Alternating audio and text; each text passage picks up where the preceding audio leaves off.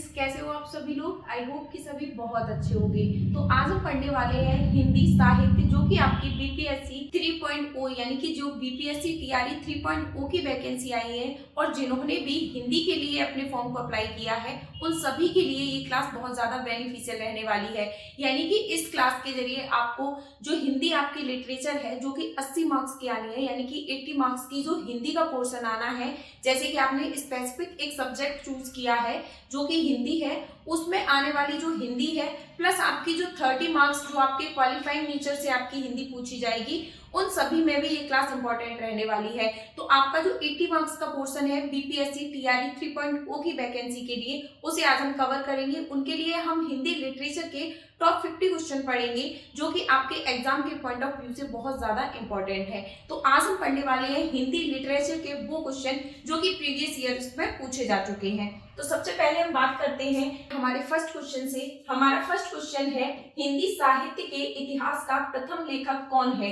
यानी जो हिंदी साहित्य है उसके जो इतिहास लेखन की परंपरा जब स्टार्ट की गई तो उसकी परंपरा में इतिहास का प्रथम लेखक किसको माना जाता है। यानी जो हिंदी साहित्य का इतिहास है उसे लिखा जाता है, उसका जो फर्स्ट लेखक है, फर्स्ट राइटर है, वो किसको माना जाता है, तो गार्सादा तासी महोदय को हिंदी के इतिहास का प्रथम लेखक के रूप में माना जाता है। उसके बाद है काशी नागरी प्रचारी सभा द्वारा हिंदी साहित्य का बृहद इतिहास कितने खंडों में प्रकाशित किया गया।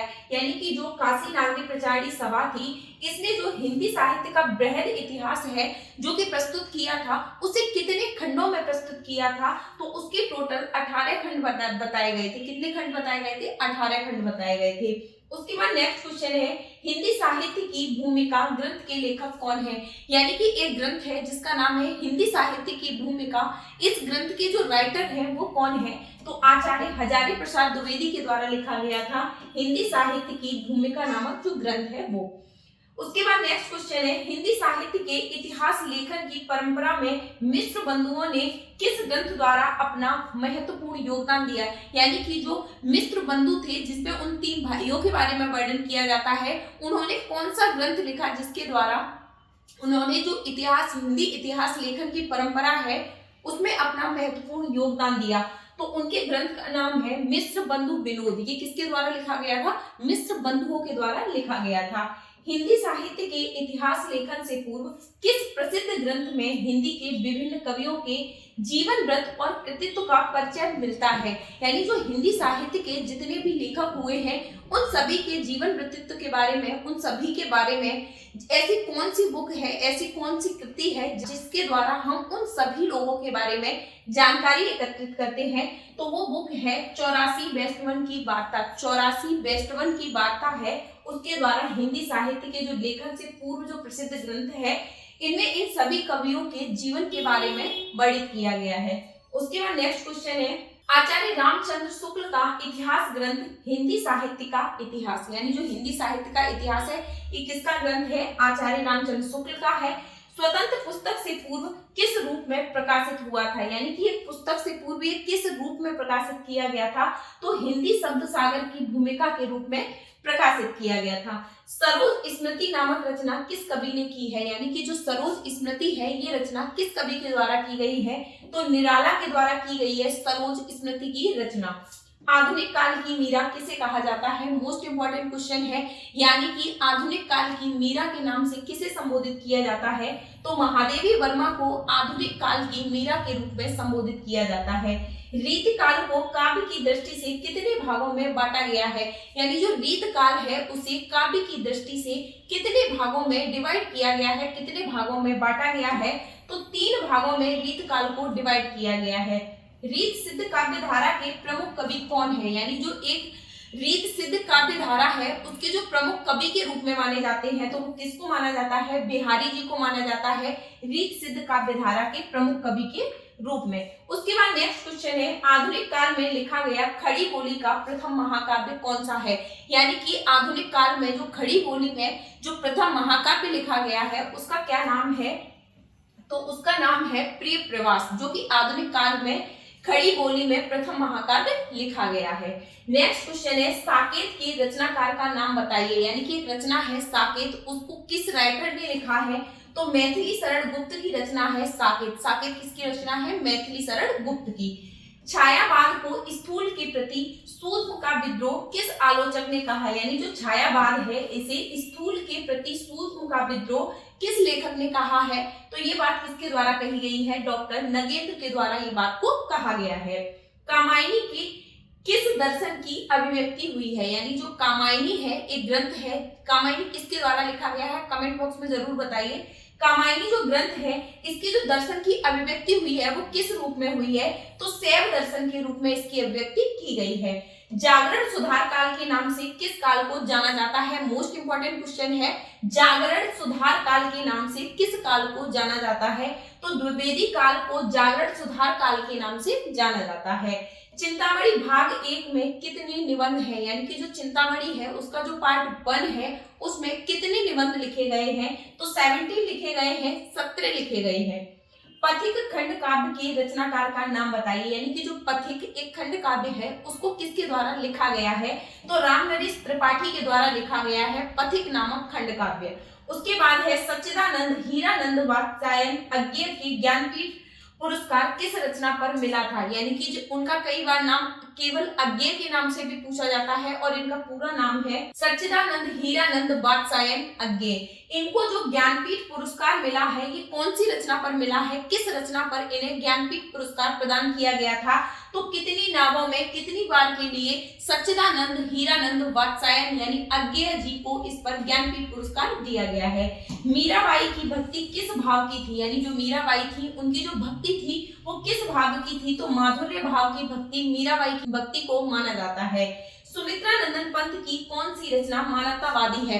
यानी जो सुमित्रा नंदन पंत है उनकी ऐसी कौन सी रचना है जो कि मानवतावादी रचना मानी जाती है? तो लोकायतन नामक जो रचना है सुमित्रा नंदन पंत की, इसे मानवतावादी रचना माना जाता है। उसके बाद नेक्स्ट क्वेश्चन है सूरदास जी ने भक्ति के कितने रूपों का वर्णन किया है? यानी कि जो सूरदास जी हैं उन्होंने भक्ति के कितने रूपों का वर्णन किया है? तो 11 रूपों का वर्णन किया है। सूरदास जी ने जो भक्ति है उसके 11 रूपों का वर्णन किया है। सूरदास जी को जीवनोत्सव का कवि किसके द्वारा कहा गया है? तो आचार्य रामचंद्र शुक्ल ने सूरदास को जीवनोत्सव का कवि कहा गया है। कुंभीपाक किस रचनाकार की रचनाकार है? यानी जो कुंभीपाक है ऐसा कौन सा रचनाकार है जिसने इस कृति को लिखा है? तो नागार्जुन की रचना है कुंभीपाक। उसके बाद है युगधारा रचना की रचनाकार का नाम बताइए। यानी कि जो युगधारा है ये किसके द्वारा लिखी गई है? तो नागार्जुन की रचना को बोला जाता है युगधारा। डाक बंगला किसका उपन्यास है? यानी जो डाक बंगला उपन्यास है वो किसके द्वारा लिखा गया है? तो कमलेश्वर के द्वारा लिखा गया है डाक बंगला नामक उपन्यास। केशव दास की रसिक प्रिया की रचना कब हुई थी? यानी कि जो केशव दास है उनकी जो रसिक प्रिया नामक जो रचना है वो कब की गई थी? तो 1591 यानी कि 1591 ईस्वी में की गई थी। उसके बाद है the modern vernacular literature of Hindustan के लेखक कौन है? तो the modern vernacular literature of Hindustan के जो राइटर है वो माने जाते हैं जॉर्ज ग्रियर्सन।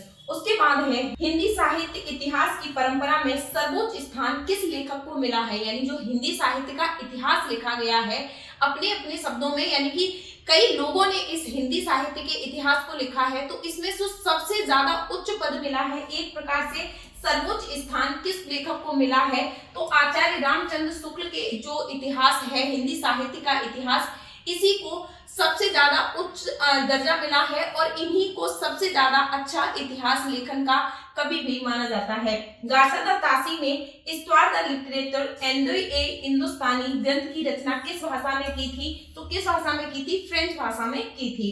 हिंदी साहित्य नामक इतिहास ग्रंथ का संपादन किसने किया था? हिंदी साहित्य का इतिहास इस नामक ग्रंथ का संपादन किसने किया था? तो डॉक्टर धीरेन्द्र वर्मा के द्वारा किया गया था। उसके बाद नेक्स्ट क्वेश्चन है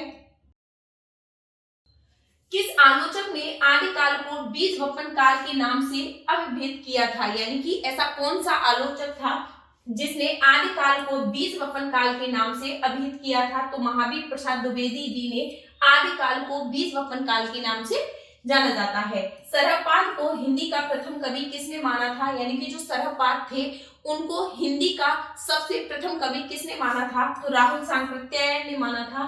आचार्य रामचंद्र शुक्ल ने हिंदी साहित्य की प्रारंभिक कला को किस नाम से अभिव्यक्त किया था? यानी जो आचार्य रामचंद्र शुक्ल थे, इन्होंने जो हिंदी साहित्य का जो प्रारंभिक काल है उसे किस नाम से बताया था? तो वीर गाथा काल नाम, यानी कि जो आदिकाल का नामकरण किया गया था, तो आचार्य रामचंद्र शुक्ल ने उसे क्या नाम दिया था? वीर गाथा काल। और राहुल सांकृत्यायन ने हिंदी का प्रथम कवि किसे माना है? शरभपाद को माना है। हिंदी साहित्य के अंतर्गत किस काल को हिंदी साहित्य का स्वर्ण युग कहा जाता है? यानी कि अगर क्वेश्चन आता है हिंदी साहित्य का जो स्वर्ण युग है वो किस काल को कहा जाता है, तो भक्ति काल को हिंदी साहित्य का स्वर्ण युग कहा जाता है। आदिकालीन कृति ढोला मारूरा दोहा की गणना किस साहित्य के अंतर्गत की जाती है? तो ये एक प्रकार का लौकिक साहित्य माना जाता है। आदिकाल के अंतर्गत सरहपा, लुईपा, सवरपा आदि कवि किस साहित्य से संबंधित है या किस साहित्य से अपना संबंध रखते हैं? तो सिद्ध साहित्य से ये लोग अपना संबंध रखते हैं। आचार्य रामचंद्र शुक्ल के अनुसार हिंदी का प्रथम महाकाव्य कौन सा है? यानी आचार्य रामचंद्र शुक्ल ने हिंदी का प्रथम महाकाव्य किसे माना है? पृथ्वीराज रासो को आचार्य रामचंद्र शुक्ल ने हिंदी का प्रथम महाकाव्य माना है। उसके बाद है आदिकाल की रूढ़ियों, परंपराओं और प्रवृत्तियों को समझने में किस पुस्तक से सहायता मिलती है? यानी जो आदिकाल की जो रूढ़ियां हैं, उसकी जो परंपरा है, उसकी जो प्रवृत्तियां हैं, इनके बारे में जो जानकारी इकट्ठी की जाती है, इसकी जो प्रवृत्ति है उसे समझा जाता है। तो ऐसी कौन सी पुस्तक है जिससे इसे समझने में सहायता प्राप्त होती है? तो प्राकृत पेंगुलम नामक जो पुस्तक है, इसके द्वारा आदिकाल की रूढ़ी, परंपरा और प्रकृति, यानी उस समय में क्या क्या चीजें होती थी, इन सभी चीजों के बारे में पता चलता है। पृथ्वीराज रासो के रचयिता किसे माना जाता है? पृथ्वीराज रासो है। इसके राइटर किसको माना जाता है? चंद्र बरदाई को माना जाता है। रासो काव्य परंपरा में गेय काव्य कौन सा है?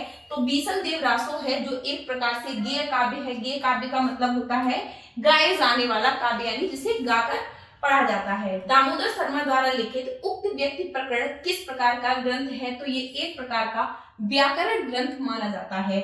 आदिकाल में खड़ी बोली को काव्य की भाषा बनाने वाला पहला कवि कौन सा था? तो अमीर खुसरो को माना जाता है। उसके बाद है आदिकालीन शिलांकित कृति का नाम क्या है, जिसे गद्य पद्य मिश्रित चंपू काव्य की प्राचीनतम हिंदी कृति माना गया है?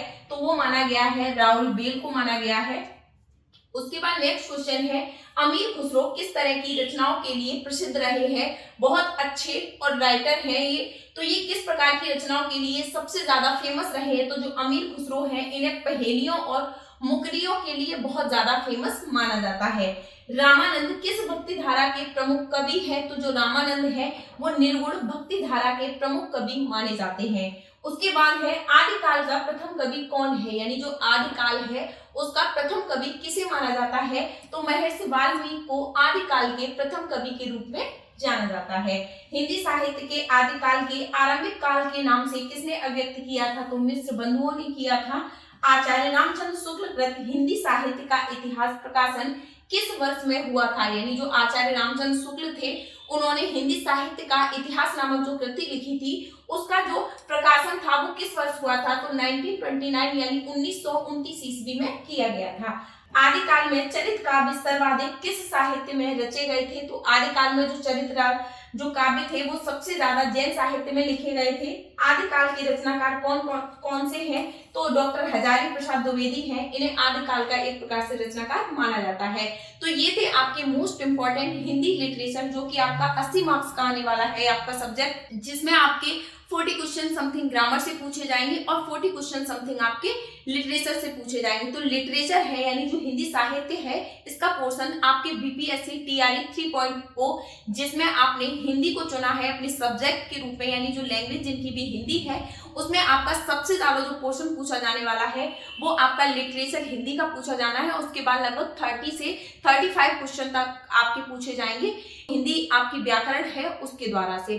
तो आपके लिए आई होप ये क्लास बहुत ज्यादा बेनिफिशियल रहेगी। आप लोगों के एग्जाम के लिए मोस्ट इंपॉर्टेंट ऐसे क्वेश्चन है जो कि प्रीवियस ईयर में पूछे गए हैं। आई होप क्लास आपको पसंद आई होगी। क्लास को ज्यादा से ज्यादा शेयर कीजिए। आपको क्लास कैसी लगी कमेंट बॉक्स में एक बार जरूर बताइए, और कोई भी अपनी आने वाली नेक्स्ट क्लास को देखना ना भूलिए। तो आज के लिए इस क्लास में फिलहाल इतना ही। Thank you.